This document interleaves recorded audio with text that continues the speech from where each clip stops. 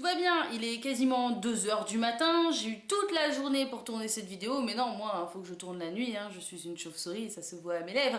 D'ailleurs, mon rouge à lèvres est bleu, il n'est pas noir, il est bleu.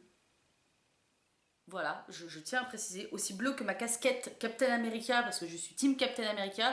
J'ai essayé de vous faire un fond digne de ce nom, et si mon fond vous plaît pas, voilà, je suis très énervée, mon chat vient de casser un récipient avec plein d'eau dedans, donc pour vous dire que c'est swimming pool dans ma chambre. J'ai beau avoir ramassé avec une serviette, ce qui est génial, quand il est 1 h du matin, tu as bien envie de l'étrangler ou de l'essorer au choix. Je parle du chat, je parle pas de la serviette je l'ai essorée bien entendu, mais j'ai eu envie d'étrangler le chat.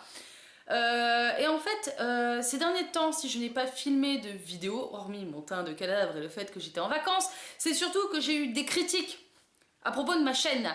Je me fais chier à faire des montages qui durent 4 ou 5 heures, et encore, hein, c'est vraiment, si je voulais vraiment pousser les montages, je montrais mes vidéos pendant beaucoup plus longtemps que ça, pour qu'un imbécile heureux vienne me voir en me disant « Eh, au fait, tes vidéos, c'est de la merde. » Je passe du temps à monter mes vidéos, bordel. C'était le coup de gueule.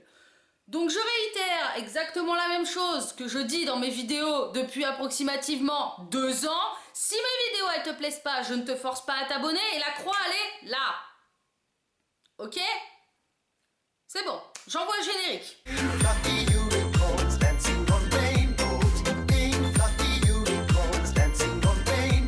Donc voilà, après avoir été la jeune fille la plus délicate et la plus douce du monde, et cette fois-ci de mettre un titre dans lequel et une couverture dans laquelle...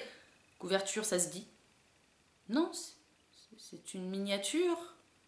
Oui, enfin bref. D'avoir mis une miniature qui ne spoil absolument rien sur le sujet de ma vidéo, mis à part le fait que c'est de nouveau une chronique littéraire. Sachant que je suis énervée, qu'il est 2 h du matin, que je ne dors quasiment plus parce que déjà il fait chaud et qu'en face il y en a qui sont en train de faire la fiesta et que j'hésite tout juste à aller les voir en leur disant paye le champagne gros, sinon j'appelle les flics.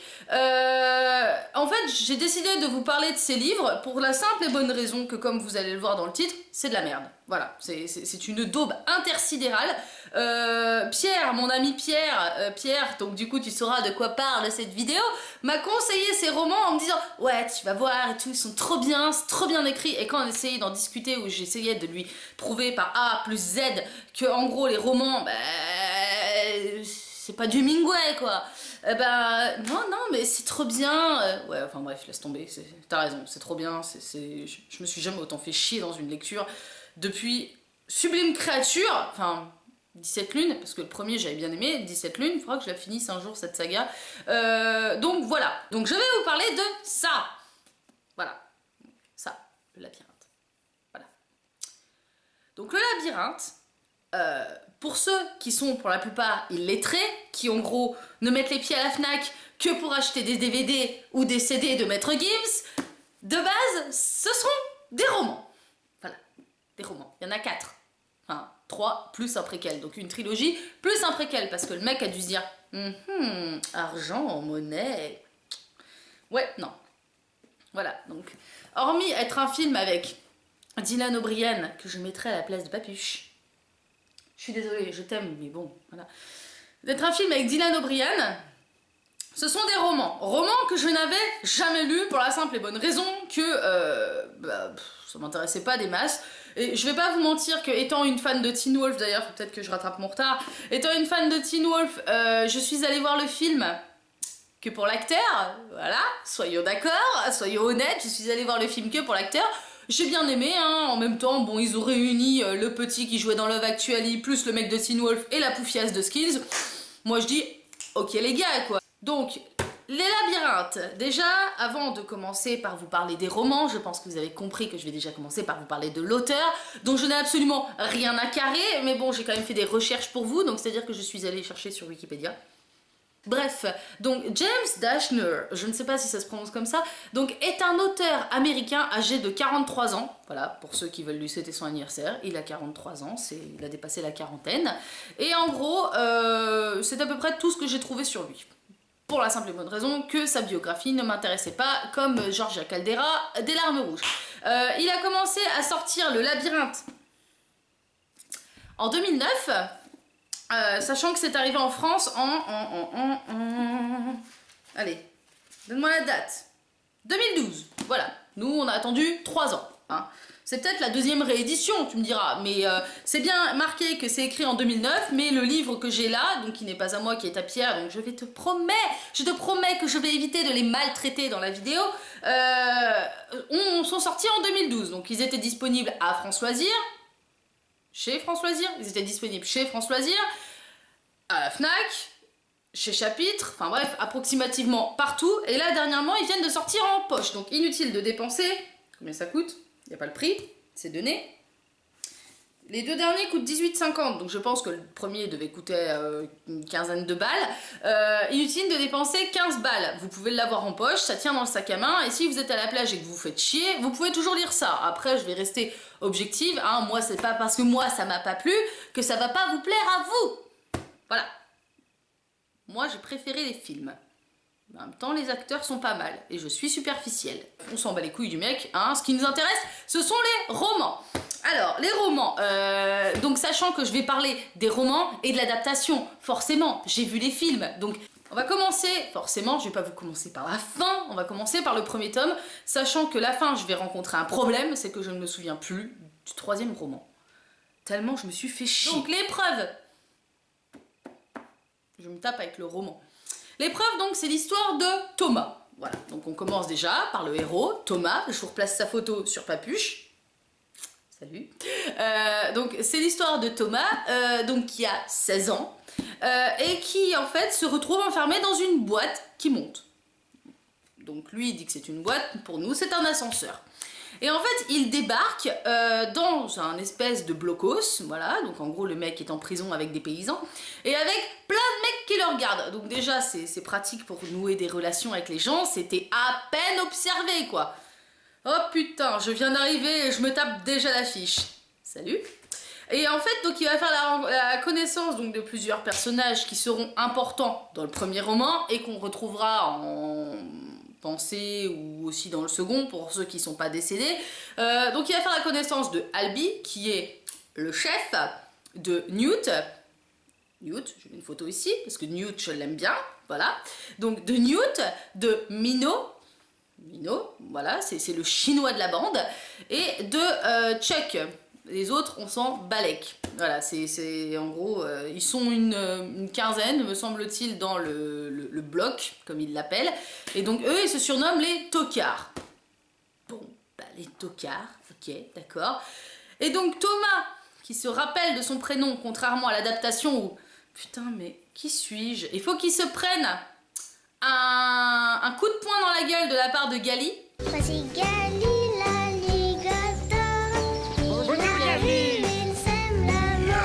Donc il faut qu'il se prenne un coup de poing dans la gueule de la part de Gali, donc qui est joué par le connard qu'on a tous vu dans Narnia, pour ceux qui ont regardé Narnia ou qui ont fait comme moi, qui ont regardé le film pour Ben Barnes. Du coup, il s'est pris un coup de poing dans la gueule de la part de Gali, il se réveille, putain, je m'appelle Thomas. C'est bien, on s'en bat les couilles de ton prénom, enfin bref, donc t'es juste là pour récolter les champs, nettoyer des trucs, et voilà, bref. Pour vous dire à quel point les mecs ont de l'imagination dans le bloc, le cuistot s'appelle poêle à frire. Personnellement, la seule poêle à frire que je connais, c'est celle de Réponse. Hein, donc. Il paraît que je suis trop fragile pour affronter le monde extérieur. Eh bien, parlez-en à ma poêle à frire. Comment tu t'appelles? Bonjour, poêle à frire. Ah ouais, en fait, t'as juste un nom de merde, quoi. Voilà, c'est normal. Et donc, Thomas va se rendre compte qu'ils sont enfermés dans un bloc, entourés d'un labyrinthe. Donc là, tu te dis, quel est le sadique qui a fait ça? On se croirait dans un remake de Saw pour les gosses. Saw, pas le Saw dans lequel on vomit, Saw, le film. Donc il y a eu un Saw qui s'appelait Saw 6 et Saw 7 aussi. Voilà, c'était la blague du jour. On est fiers de moi. Bref, donc il finit dans cette merde et ils essayent de lui trouver un job, sauf que le mec il se dit, moi plus tard je serai un coureur, c'est bien, t'aimes faire ton footing, c'est trop bien pour toi. Et donc il va finir coureur, et alors qu'il commencera à être un coureur, la boîte remonte, alors que normalement la boîte ne monte qu'une fois par mois. Cette fois-ci c'est une fille. Donc, bon. Je pense que James Dashner est un misogyne en fait, parce que pour lui, fille égale grosse emmerde. Et c'est là qu'on rencontre Teresa. Teresa, dans le tome 1, tu l'aimes bien. Teresa, dans le tome 2, t'as envie de la tuer. Teresa, dans le tome 3, elle crève. Et donc Teresa, donc, qui débarque, qui est dans le coma, mais qui peut communiquer par la pensée avec Thomas. Ça part loin quand même. Donc je vous passe toute la trame un peu annexe. Thomas devient coureur, sauf les miches de tout le monde. Bref, c'est une Marissou au masculin. Donc Marissou, pour ceux qui ne savent pas ce que c'est la personne qui commence le roman en étant une moins que rien et qui à la fin, en un temps record, a des parents hyper célèbres et acquiert tous les pouvoirs. Voilà, c'est ça. Et donc, il s'échappe après avoir échappé aux griffeurs, donc c'est-à-dire des monstres absolument dégueulasses dans les romans et des robots dans les films. En même temps, c'est ce que je disais à mon pote. S'ils avaient fait les griffeurs comme ils les ont fait dans les romans, le film aurait ressemblé largement à Alien, hein. Je veux dire, des mi-bestioles et tout, avec de la bave, machin, on comprend pas trop, ils sautent dans un trou, ils finissent dans l'antre des griffeurs complètement dégueulasses, ils arrivent, Gali qui s'était barré, pan, il bute le gars, Chuck, donc le petit gros, voilà, de toute façon c'est toujours le noir ou le petit gros qui part en premier, donc c'est en invasion de zombies. Le premier qui meurt, c'est l'obèse, parce qu'il a un mauvais cardio, pauvre chéri. Et donc, bah voilà, c'est la fin du premier tome. Donc le premier tome est un ensemble vide, il pose les bases, tu lis le premier tome, tu fais ouais c'est sympa, ça fait combien de pages d'ailleurs? Ça fait 409 pages, voilà, ça fait 409 pages, c'est bien, ça pose des trucs, c'est écrit assez gros, hein, pour ceux qui voudraient savoir, voilà, si je vous montre une page blanche ça va pas aller, c'est écrit assez gros, donc bon, voilà, donc tu lis le truc, tu fais... Moi, je veux savoir la suite. Voilà, hein, je veux savoir la suite, histoire de me dire, bon, comment ça finit? C'est un peu ça, la trame d'un bon livre. C'est que quand tu commences à lire une trilogie de romans, en même temps, oui, ça peut être aussi une trilogie de films, ou la trilogie du samedi, pour ceux qui connaissaient. Donc quand tu commences à lire une trilogie de romans, tu as envie de connaître la fin. C'est un peu intéressant. Tu ne fais pas comme moi, qui dès qu'elle commence un livre, va à la dernière page. J'ai jamais eu de patience, c'est pas de ma faute. Alors le tome 2, tu l'as édité quand mon gars? Le tome 2 qui a été écrit en 2010 et qui est sorti en 2013 chez nous. Donc le tome 2 qui s'appelle La Terre Brûlée. Le film 2 qui s'appelle également La Terre Brûlée. Sauf qu'il y a une nette différence, c'est que le film et le livre n'ont absolument rien à voir. En fait, je pense plus que dans le tome 2 et dans le film 2, ils ont mélangé le remède mortel avec. Donc tu te dis, ok, d'accord, donc il y a des problèmes, hein, voilà. Donc dans le tome 2, Thomas, qui est un parfait abruti, parce qu'on n'a jamais dit que le mec était intelligent, c'est plus un boulet qu'autre chose, ce sont les mecs qui l'entourent qui sont intelligents. Lui, c'est une merde. Thomas, donc, se retrouve enfermé dans un complexe avec ses potes, après avoir passé une super nuit en mode... On bouffe, on baise, on trinque. Non, les deux derniers le font pas, c'est des livres pour enfants. Hein. Le sexe, ça n'existe pas. Hein. En fait, donc Thomas suit des gars. Donc déjà, hein, règle numéro 1, on suit pas les gars. Sachant que j'ai oublié de dire que dans le tome 1, l'organisation qui les enfermait dedans, elle s'appelle Wicked. Wicked égale méchant. Vous êtes neuneux. Wicked. C'est comme si que t'allais en vacances en enfer. Tu te doutes bien que tu vas pas passer un bon moment. Sauf si t'es accro aux putes et à l'alcool. Mais si t'es une sainte nitouche, tu te fais chier en enfer. C'est exactement pareil. Voilà, Thomas, neuneux. Et bref, donc Thomas, avec ses potes, donc Newt, Minot, bref, ceux qui ont survécu, parce qu'il y en a énormément hein, dans le film. À la fin du 1, il y en a 3 en duel qui meurent. Là, c'est simple, il y a plus de la moitié des gars qui sont bouffés par les griffeurs. Et toi, tu fais, ça doit être très indigeste, l'être humain. Bref, donc pendant le tome 2, voilà, Thomas a réussi l'épreuve du labyrinthe. Ah, ça y est, je suis passé, les gars. Je suis pas totalement une merde. Voilà. Et en gros, ils finissent dans un complexe, enfermés à double tour, avec des fondus. Donc les fondus, ce sont ceux qui sont atteints de la braise, donc qui est un virus. Il y a plusieurs stades, donc dans les films, t'as l'impression que les fondus, c'est des zombies. Dans les romans, ce sont juste des neuneux. En gros, c'est-à-dire que ça te fait fondre ta cervelle. Mais c'est pas pour autant que tu manges des gens. Non, non, non, non, non. Tu manges pas des gens. Les gens, tu les manges pas comme ça. Voilà. En même temps, les zombies, c'est hype avec The Walking Dead. Hein. Donc forcément, eh ben, on fait tout pour rendre les films intéressants et vendeurs. Voilà. Ouais, on prend une star qui est en vogue, allez, et on la met face à des zonzons. C'est pas intéressant. Bref. Donc il se retrouve enfermé dans un complexe après avoir bien bouffé. Il se réveille le lendemain matin, il y a des cadavres qui sont pendus au plafond. Ambiance.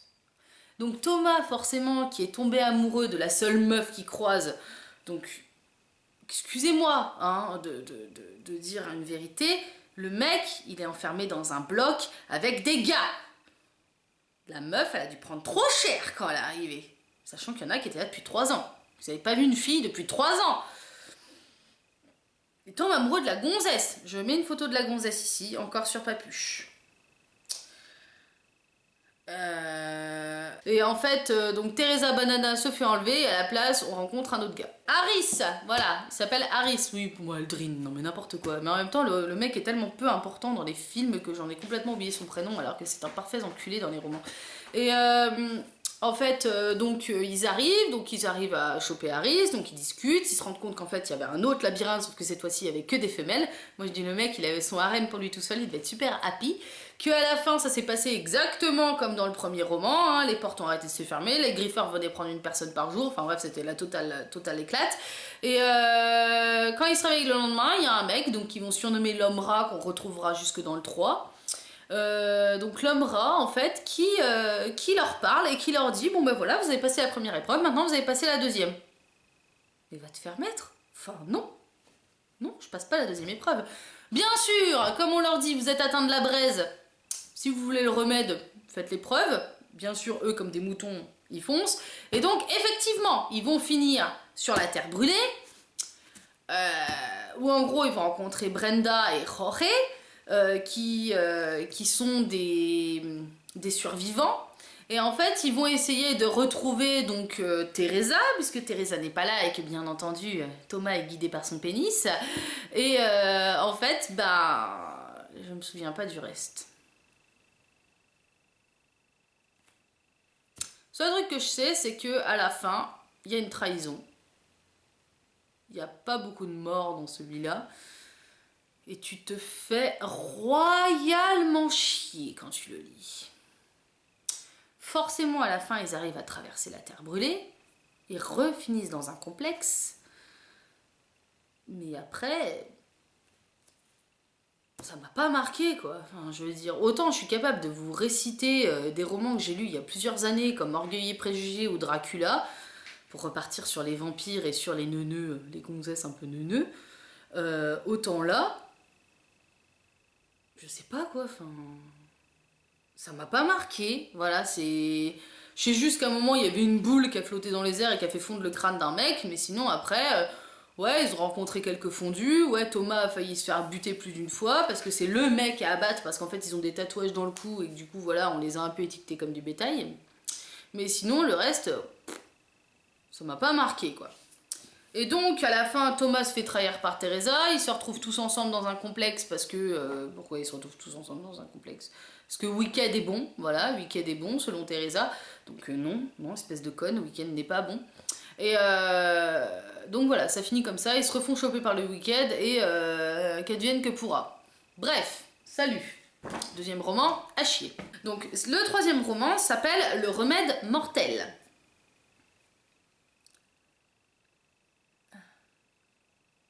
Le Remède Mortel, vous êtes sérieux? Enfin, il y a mieux comme titre accrocheur quand même. Donc, Le Remède Mortel, donc, cette fois-ci est sorti en, je dirais 2011, soyons fous, et 2014 en France. C'est ça, 2011 et 2014 en France. Donc, Le Remède Mortel, donc on y retrouve Thomas, cette branquignole, cette courgette comme je l'appelle, qui en fait donc est enfermé dans une institution du Wicked. Et en gros, le Wicked vient le voir en lui disant: Eh mon gars, en fait, on t'a pompé tous tes souvenirs et on manipule ton cerveau, mais si tu veux, on te retire à la fois le lien télépathique que t'as avec la grognasse, on te rend tes souvenirs et on arrête de te manipuler le cerveau. Parce qu'en fait, ils ont une puce dans le cerveau qui permet aux gens de les manipuler. Et toi, t'es là, tu fais... Ouais, je veux bien retrouver mes souvenirs, ouais. Thomas est un con. non je veux pas. Du coup Minot et Newt qui sont exactement comme lui, non je veux pas. Et là on apprend qu'il y a une liste de gens qui sont immunisés contre la braise, dont Thomas, Minot, mais pas Newt. Bah oui forcément, faut un mec à sacrifier, sinon c'est pas drôle. Dans Hunger Games ils ont sacrifié Finnick, là ils sacrifient Newt. Voilà, c'est toujours comme ça, c'est comme dans Divergente, ils sacrifient Tori, voilà, c'est celle que joue la meuf de Nikita là, série Nikita. Dans toutes les séries de romans, t'as toujours un mec qui se fait sacrifier comme une merde. Dans Harry Potter, on les compte même plus, hein, c'est jonché de cadavres le sol. Harry a le moins de chance possible au monde. Et en fait, voilà, donc on apprend que Newt va crever. À chaque fois que j'aime un personnage, il faut qu'il fasse mourir. C'est frustrant à force, c'est très frustrant, je veux dire, voilà. J'aime beaucoup l'acteur, il est très mignon, il a mon âge, il en paraît 16. Mais voilà, et donc, bref, pour en revenir à l'histoire, Thomas est donc avec ses potes, ils ont été enfermés dans une pièce, ils ressortent de la pièce. Putain, nos amis ont disparu. Ils sont où nos copains? Ils sont partis sans nous. Voilà, et en gros ils finissent à Denver parce qu'il y a des villes qui sont confinées en fait et où il n'y a pas de fondu, soi-disant, hein, entre guillemets. Sauf que le gouvernement a étouffé le fait qu'il y ait des fondus et donc la ville va se retrouver prise par les fondus et basta. Et en fait les fondus sont envoyés dans l'hôtel des fondus où en gros ils les collent tous ensemble, hein, voilà, c'est tellement mieux. Et du coup ils se décident les gars, les gars, ouais, on se fait chier ici, en plus on n'a pas à bouffer, on est tous complètement tarés. Si on allait prendre une ville, bah ouais, c'est pas con. Si on allait prendre une ville. Du coup, les fondus. Ils marchent jusqu'à Denver. Et dedans, c'est qui qu'il y a? Puisqu'en même temps, Newt s'est fait capturer et a été envoyé à l'hôtel des fondus. Il y a Newt! Voilà, c'est bien, c'est cool, c'est... Ouais. Entre-temps, Thomas retrouve ses potes. Et ils se disent, putain, mais le week-end, c'est bizarre, il y a de plus en plus d'immunisés qui disparaissent. En gros, le week-end, ils ont refait une espèce de moisson, référence à Hunger Games, ils ont refait une moisson, et en gros, ils refoutent des gens dans les labyrinthes. Donc c'est-à-dire que, comme l'expérience a été infructueuse avec les gars, puisqu'en fait, le seul but de l'expérience était d'évaluer certains critères et d'en ressortir le potentiel candidat pour pouvoir sauver tout le monde, alias Thomas, puisque bon forcément c'est le héros donc c'est lui qui prend plein la gueule, sauf que Thomas veut pas se livrer, donc les gars ils se sont dit bon bah c'est tout, hein, il veut pas se livrer, bah c'est tout, on va recommencer, hein, voilà. Donc, Thomas décide avec le bras droit qu'on retrouve dans le film 2 d'aller faire chez Weekend, et en gros il retourne au Weekend et là l'homme rat lui claque, on a besoin de ta cervelle.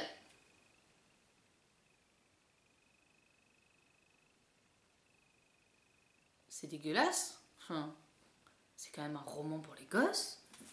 Il y a une limite d'âge là-dessus? Non? Non, il n'y a pas de limite d'âge. C'est un roman pour les gosses. Et on parle de décaloter un mec, de lui ouvrir la boîte crânienne pour lui piquer sa cervelle. Il est pas net le gars, enfin, je sais pas. Bon, bien sûr, ils arrivent à sauver Thomas, hein. C'est le héros, il meurt pas. À la différence de Teresa et Newt. Teresa, de toute façon, on s'en fout, après on l'aime plus. Donc quand elle meurt, voilà, puis elle meurt sale en plus. Il me semble qu'elle se fait écraser par une pierre. Je sais plus. Je crois qu'elle se fait écraser par une pierre. Et Newt, ben, elle se colle une balle dans la tête. Ou se prend une balle dans la tête, je ne sais plus. Bref, dans tous les cas, Newt finit avec un troisième trou, un troisième œil entre les deux yeux là. Et Teresa se fait écrabouiller. Voilà, donc bon. Et à la fin, pour vous dire à quel point la fin est what the fuck, parce que je pense que le mec... Bon, je suis en train d'écrire mon roman là. Attends, on arrive à combien de pages? 381 pages. Faut que je trouve une fin là, ça va pas là. J'ai pas d'idée. Oh, suis-je bête? Mais sûr, il faisait passer à travers un portail. Ça fait une grosse ouverture pour une suite. En plus, comme ça, je suis débarrassée de tout le monde. En fait, la chancelière, qui est celle qui gère tout le monde et qui a donc contribué à l'expérience sur le week-end, a décidé donc de leur confier les clés d'une salle dans laquelle il y a un portail, et c'est-à-dire que tout le monde y va. Et ça finit comme ça. Tu te dis pas, ils trouvent un moyen et tout pour la braise et tout, hein. Non, non, non, ils trouvent pas de moyen. Donc c'est-à-dire que les gens restent dans le monde en train de s'entretuer, et les autres... Oh les gars, plutôt que de sauver l'humanité, et si on se barre? Ouais, t'as pensé à prendre le barbecue? Ouais, j'ai pris le barbecue. Là, ça sera un portail, et fin.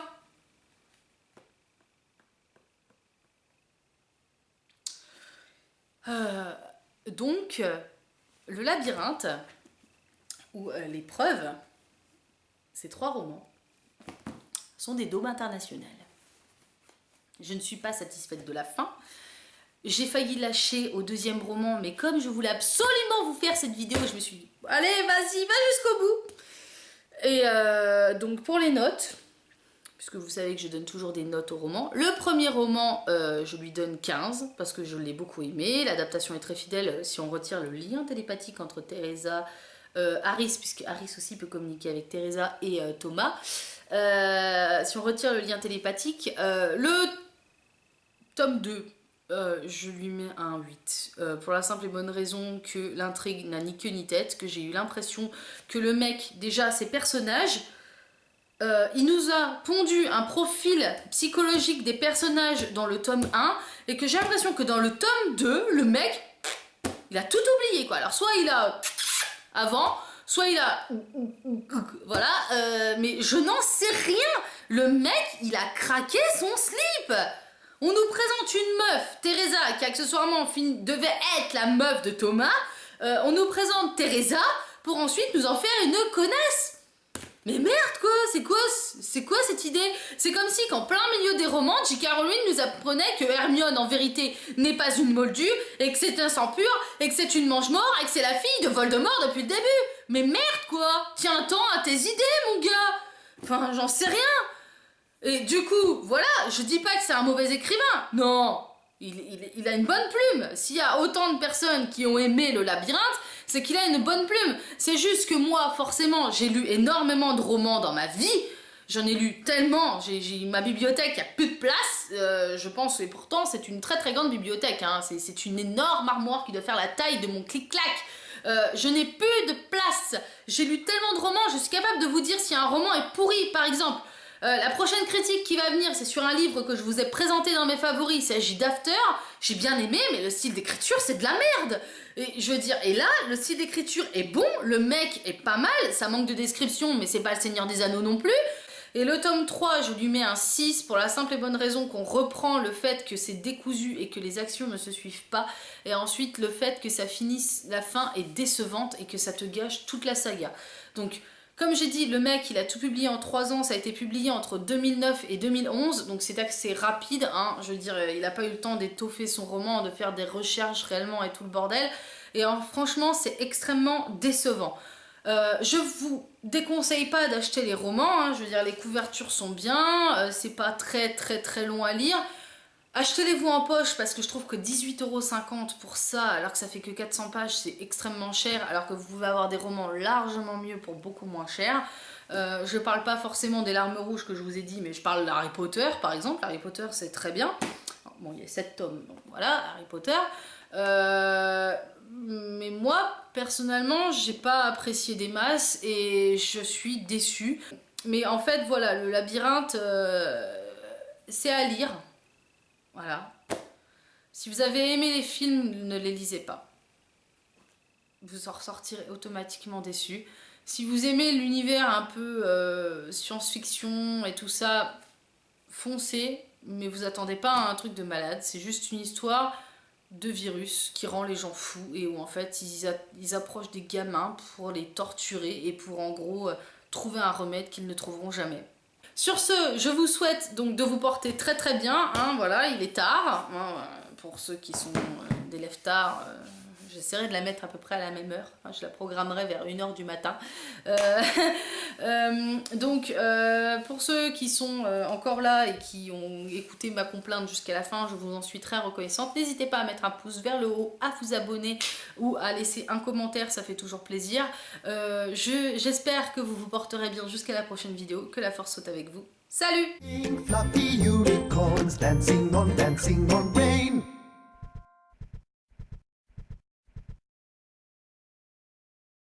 Could you make me some breakfast?